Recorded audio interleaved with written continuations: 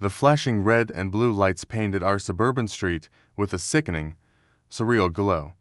The quiet afternoon silence was shattered by the wail of sirens, and in the middle of it all stood Linda Jennings, the HOA manager. She pointed at our house, her face a mask of triumphant fury. Her voice was sharp as she spoke to the police officers, but then she turned to my wife. "Sarah, this is your last chance." Linda spat, her eyes narrowed with malice. "Show them your ID." Sarah, who had been calm the entire time, slowly reached into her purse and pulled out her federal identification card. As she held it up, a strange calm fell over the scene. But it was what happened next that would forever be seared into my memory. Linda's face, so full of contempt just a second ago, went completely slack. Her eyes widened, her jaw dropped, and the color drained from her cheeks until she was a ghastly white. Her triumphant sneer froze, replaced by an expression of pure, unadulterated terror. The world seemed to stop, and in that moment, all I could think was, what on earth is on my wife's ID? But to understand how we got to that moment, you have to go back to the day we first moved in. Our little house on Hemlock Lane was a slice of the American dream. The lawn was perfectly manicured, the street was lined with oak trees, and the neighbors all waved as we pulled up with the moving truck. It was exactly what Sarah and I had always wanted, a quiet life, away from the city's chaos. For the first few weeks, everything was idyllic. We spent our evenings unpacking boxes and our weekends exploring the local parks. We even had a little housewarming party and met a few friendly couples who lived nearby. Life was good, simple, and peaceful. That peace lasted exactly until Linda Jennings decided to pay us a visit. One sunny Tuesday afternoon, there was a sharp, aggressive knock on our front door. When I opened it, I was greeted by a woman who looked like she was born inside a business suit. Her blonde hair was pulled back in a severe, tight bun, and she clutched a leather-bound binder to her chest as if it were a holy relic. Her eyes scanned my front lawn with a cold, critical gaze. "I'm Linda Jennings, the HOA manager," she stated without a hint of warmth. "I'm here to welcome you to the neighborhood, but also to bring something to your attention." Her voice was like a knife, sharp and precise. I tried to be friendly. "Oh, hey, I'm Alex. This is my wife, Sarah. It's a pleasure to meet you." Sarah came to the door and offered a smile, but Linda didn't smile back. Instead, she opened her binder and flipped through a few pages. Section 4, Subsection 2, of the Hemlock Lane Community Covenants, she read aloud, her eyes fixed on the text. "All mailboxes must be a uniform shade of white or a specific shade of black outlined." In Appendix C, I blinked, completely confused. "Uniform ... what?" I asked. Linda finally looked up from her binder and pointed a single, manicured finger at our mailbox. "Your mailbox is a shade of off-white. It does not match the required color." I couldn't help but laugh a little, but the laughter died in my throat when I saw her expression. She wasn't joking. "It's just the paint. It's an older mailbox. We were actually planning to get a new one anyway," I explained, trying to sound reasonable. "It's not a big deal." Linda's eyes narrowed. "It is a big deal, Mr. Thompson. The integrity of our community's aesthetic is paramount. Your mailbox is a clear violation. You have 2 weeks to replace it with an approved model, or you will begin accruing fines of $50 a day." She snapped the binder shut. My calm started to crack. $50 for a mailbox, I said, incredulous. "You're serious?" Linda gave a final, condescending smile. "I am always serious, Mr. Thompson. We take our rules very seriously. We will be watching." With that final, chilling statement, she turned on her heel and walked away without another word, her back ramrod straight. Sarah and I stood there for a moment, completely stunned. "Did that really just happen?" Sarah whispered. We tried to shake it off, dismissing Linda as a typical overbearing Karen who was just bored and had nothing better to do. We couldn't have been more wrong. That simple, ridiculous incident was just the first shot fired in a war we never knew we were fighting. And the worst part was, Linda knew exactly who she was dealing with. She just didn't know what we would do to stop her. It became a game. A sick, one-sided game that Linda Jennings seemed to invent as she went along.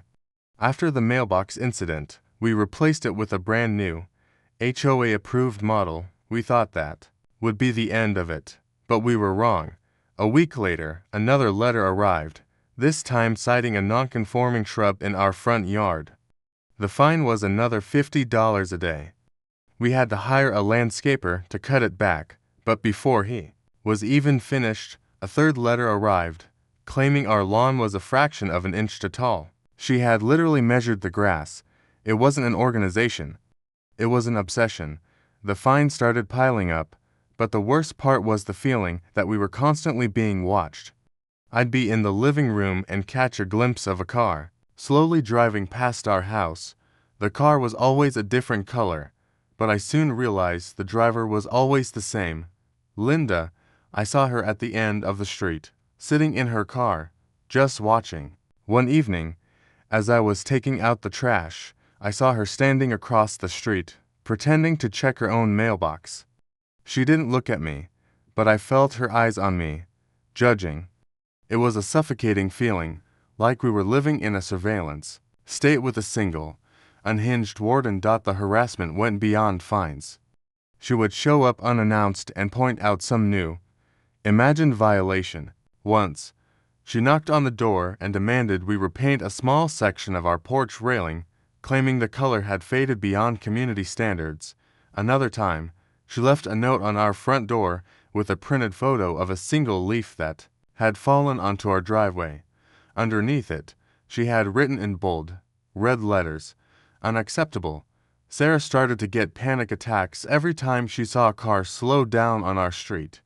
Our little slice of the American dream was turning into a waking nightmare. We were trying to figure out what to do when Linda's behavior took a sharp, unsettling turn. One afternoon, she appeared on our back patio, her face as rigid as ever. I was completely stunned. "Linda, you can't just come onto our property," I said, my voice shaking with a mix of fear and anger. "I'm here for a routine inspection of the tool shed," she said, her eyes fixed on the small, wooden shed at the back of our yard. "I have reason to believe you are not in compliance with the HOA's outdoor storage regulations." It was a flimsy excuse, even for her. We had our gardening tools neatly hung on a wall, just as the manual suggested. "There's nothing in there that isn't compliant," I said, trying to block her path. Linda didn't even acknowledge me. She took a step closer, her gaze still fixed on the shed's heavy wooden door. "I'll need to see inside it," she insisted, her voice dropping a little. It was no longer a demand, there was a strange urgency in her tone. "I'm sorry, Linda, but you're not coming inside my shed," I said firmly. For the first time, her composure broke. She took a step back, her face a mask of frustration and something else I couldn't quite place. It looked like desperation. "This is a serious matter. Mr. Thompson, I have every right to be on this property," she hissed. "I'll be back, and I'll have the board with me." After she finally left, I looked at Sarah, and we knew. This wasn't about a mailbox or a shrub anymore. Linda was fixated on our shed. Her eyes had scanned it. Her body language screamed that she wanted to get inside, and her desperation was a tell. It wasn't about rules, it was personal. We had no idea what was in that shed when we bought the house, and we certainly hadn't put anything in it that would warrant this kind of unhinged behavior. We locked the shed and stood in our backyard, looking at each other. The perfect suburban life we had imagined was gone. We had to figure out what Linda was really after, and the only way to do that was to dig into the past. We had to find out what was so special about our house. The search for answers began in the dead of night, with our home feeling less like a sanctuary and more like a fortress under siege. Sarah and I realized we had to go on the offensive. Our first step was to find out everything we could about Linda Jennings. We scoured local public records, old community archives, and even obscure social media forums. We stayed up late, fueled by coffee and a burning desire to understand her motive. After hours of digging through digitized HOA meeting minutes from the last decade, we finally found a hit. Linda wasn't just a new manager. She had been a board member for years. Her name was on almost every document we could find, including a few from around 10 years ago when the previous owners lived in our house. Her presence was consistent, unwavering, and unnervingly close to our home's history. That small discovery wasn't a game changer on its own, but it gave us a new path to follow. We started cross-referencing her name with our home's address in every public database we could find. That's when we stumbled upon an old, barely readable news article in the digital archives of a local paper. The headline was short and cryptic. Local resident disappears after federal agents raid on North Hemlock Lane. A cold shiver ran down my spine. The date on the article was exactly 10 years prior. The address, our house. We looked at each other, our eyes wide with a mix of shock and dawning horror. This wasn't a random event. It was a ghost of our home's past. The article was sparse on details. It mentioned a man named Robert Caldwell, who had lived here with his family. It stated that he was under investigation by unnamed federal agency for unspecified financial crimes, and that federal agents had executed a search warrant on the property. What was truly terrifying, however, was what came next. The article ended by saying that Caldwell, his wife, and the 2 children had simply vanished a few days after the raid, leaving no trace. The local police had no leads, and the case was eventually closed. The article also hinted at a sealed warrant, with a passing rumor from a neighbor about agents being seen tearing up a backyard shed. That one sentence about the shed hit us like a ton of bricks. We finally understood. Linda's obsession wasn't with us. It was with something she believed was still on our property. Her relentless finds, her constant surveillance, her desperate attempt to get inside the shed, it was all connected. She wasn't an overzealous HOA manager. She was a woman on a decade-long hunt for something the Caldwells had left behind. The idea that she was still looking for whatever the feds couldn't find sent a chill down my back. But we still didn't know what it was, or why Linda was so desperate to get her hands on it.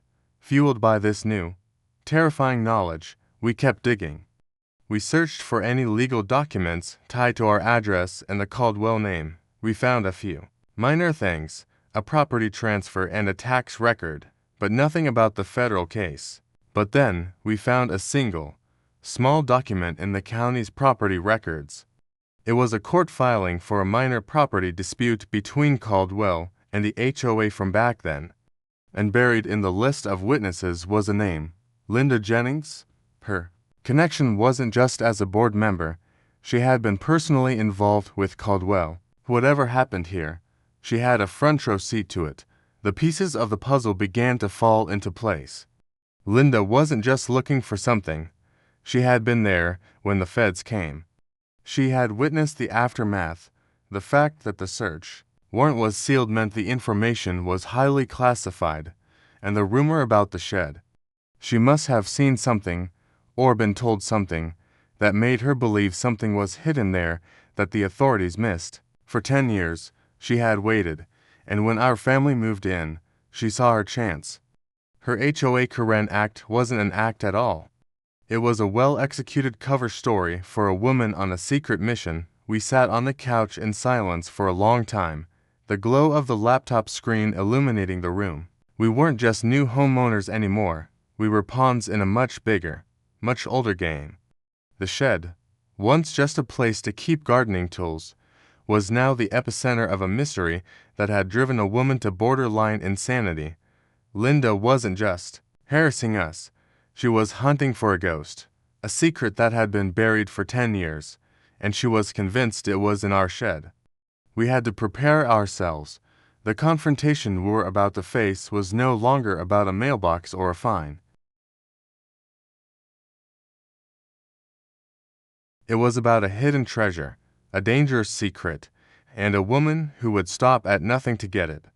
We knew the showdown was coming, and we were no longer just on the defensive. We were finally ready to play. The afternoon sun was warm, but a cold feeling of dread had settled over our house. It had been building for days. Linda Jennings had been watching us from her car all morning, and every time I went outside, I felt her eyes on me. We were working on the front garden, and I was about to go to the shed for some tools when a shrill, piercing voice made me freeze. I'm calling them right now." Linda was standing in the middle of our street, waving her arms, her face contorted in a mask of rage. She held her cell phone to her ear. I knew she had gone completely off the rails. She had nothing to call about, but she was calling anyway. It was the final, desperate move of a person who had lost all control. It took less than 5 minutes for the squad cars to arrive. Two police officers, a male and a female, stepped out with expressions that clearly said, "Here we go again." They looked tired, as if they had dealt with Linda's antics before. She immediately rushed towards them, pointing a trembling finger at our house. "Officers, I want to file a criminal complaint. They are tampering with my property," she shrieked. The male officer, a calm man with a kind face, raised a hand. "Ma'am, please calm down. You're on the street." "Is this your property?" he asked. Linda sputtered. "No, but they're trespassing. They have a shed in their yard, and it belongs to the HOA. The officer turned to us, and I just shook my head. "Officer, this is my house. The shed is on my property. She's been harassing us for weeks with false complaints," I said calmly. The female officer stepped forward. "Mum, do you have any proof of this?" she asked Linda, who was now panting with fury. Linda pulled out her HOA binder, a wild look in her eyes. "It's right here in the covenants. I'm the head of the committee. I have the right to demand access to their shed." The officers looked at each other, clearly unimpressed. This was just another trivial neighbor dispute to them. The male officer sighed. "All right, everyone, let's just get this sorted out. We need to get your information, and we'll file an incident report." He looked at me. "Sir, can I see your ID?" I pulled out my driver's license. He took it, glanced at it, and handed it back.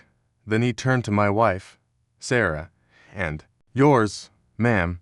This was the moment. I watched as Sarah, cool and composed as ever, reached into her purse.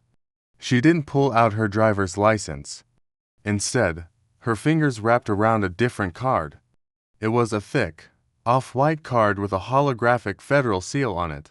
It looked nothing like a regular ID. She held it out, her face blank. The male officer took it. I saw his eyes scan the name, the picture, and then the official seal. The bored look on his face evaporated in an instant. His entire posture changed. His shoulders went rigid, and he stood up straighter. The easygoing demeanor was replaced by a respectful, almost deferential silence. He didn't even look at the other officer. He simply turned and held the card out to Linda. "Mum, I think you'll want to see this." Linda, still huffing and puffing with indignation, took the card from the officer. A smug, triumphant smirk was plastered on her face. She was convinced this was her victory. She would look at this ID, find a local address, and prove we were just regular homeowners. I saw her eyes flick down to the card. The smirk was still there, a half-cocked expression of glee. Then, her eyes widened. The smirk began to tremble. Then it vanished. Her face went slack. The color drained from her cheeks with the speed of a tidal wave receding from the shore. Her mouth, which had been opened to deliver another insult, simply hung agape. Her entire body seemed to freeze in place, as if the air had been sucked out of her lungs. Her eyes, wild and terrified, went from the ID to Sarah's face. She didn't see a neighbor anymore. She saw a ghost. Her hand, clutching the card, began to shake violently. The binder she was holding slipped from her other hand and clattered to the pavement. I watched, utterly confused, as a choked, desperate gasp escaped her lips. It wasn't the sound of anger.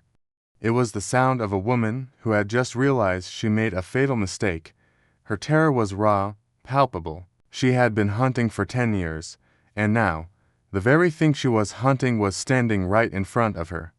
She looked at the ID one more time, and then her terrified eyes fixed on the shed in our backyard. She finally knew. The secret wasn't in the shed, it was in the one person who stood between her and it. It was my wife. And in that terrifying, frozen moment, Linda Jennings realized she had called the police on a federal agent. A sudden, stunned silence hung over the street. The two police officers stood motionless, staring at Linda Jennings, who was now trembling, her face a mask of utter horror. After what felt like an eternity, the male officer spoke. His voice was low, serious, and completely devoid of the casual tone he'd had just moments before. "Ma'am," he said, addressing Sarah, "is there a reason you didn't give us this information sooner?" Sarah took a deep breath, her calm demeanor never wavering. She looked at me, giving me a small, reassuring nod. "The information is classified," she explained. "My assignment here was an unauthorized deep cover operation. The agency had lost a lead on a cold case, and I believed the best way to solve it was to come here and live as a regular citizen." She then turned to Linda. "The HOA was the perfect cover for you, wasn't it, Ms. Jennings? A way to keep an eye on this property without arousing suspicion." For 10 years, Linda's shoulders slumped, and she let out a pathetic, choked sob. Her whole body seemed to deflate. The officers, now fully aware of the gravity of the situation, immediately stepped in. One of them took Linda by the arm. "Ma'am, you need to come with us. You're under arrest for filing a false police report and obstruction of a federal investigation." Linda didn't resist. She just stared at Sarah, her eyes full of a terrified defeat. As the officers led her away, she glanced back one more time, not with anger, but with a horrifying mix of regret and terror. After they were gone, Sarah finally turned to me. "Alex, I'm so sorry. I couldn't tell you. It was a matter of national security." My mind was spinning. The perfect wife I thought I knew was something else entirely. "The Caldwell case," I whispered, the name from the newspaper article, finally making sense. "They didn't just disappear, did they?" Sarah shook her head. "They were assets under witness protection. Robert Caldwell wasn't a criminal. He was a federal informant. He had gotten tangled up with a powerful international crime syndicate, and he was the one who helped the FBI get to them. But before he left, he hid something here. Something the feds couldn't find." I looked at her, then at the shed. "What was it?" I asked, "and why did Linda think it was still here?" Sarah's eyes went to the shed. "We believe Caldwell hid a ledger with all of the syndicate's financial data." Linda was the HOA president at the time. She saw Caldwell working in the shed just before the agents arrived. She saw them search the property, and she saw them miss something. She figured it must be incredibly valuable. She spent 10 years in this neighborhood, harassing every new owner, trying to get them to move so she could find it herself. Together, we went to the shed. The small, wooden structure that had been the center of our nightmare now seemed to hold all the answers. I unlatched the door and we walked inside. Sarah's eyes scanned the walls, the floor, every inch of the interior. Then she looked at the shelf where I kept my toolbox. She moved it, revealing a small, loose panel in the wood. She pulled on it, and the panel came out, revealing a small, shallow space behind the wall. Inside, a small, worn leather-bound book and a single thumb drive. "This is it," she said, her voice filled with quiet triumph. "This is the ledger." The discovery was the end of the line. The next day, more agents arrived. Sarah was officially reassigned to the case, and they confirmed the contents of the ledger were the financial records of the entire syndicate. My wife, the woman who I thought was a simple project manager, was a high-level federal agent who just cracked one of the biggest cases of her career. Linda Jennings was charged and sentenced to prison, and we were finally able to put the whole ordeal behind us. Our life went back to normal, but it was a new normal. The quiet suburban street was no longer a place of innocent bliss, it was a place with a past. And my wife was no longer just my wife, she was a hero. The American dream we thought we were getting was more complicated, more dangerous, and a whole lot more exciting than we ever imagined, but we were finally at peace. The nightmare was over, and the only thing we had to worry about now was whether our mailboxes were still the right shade of white.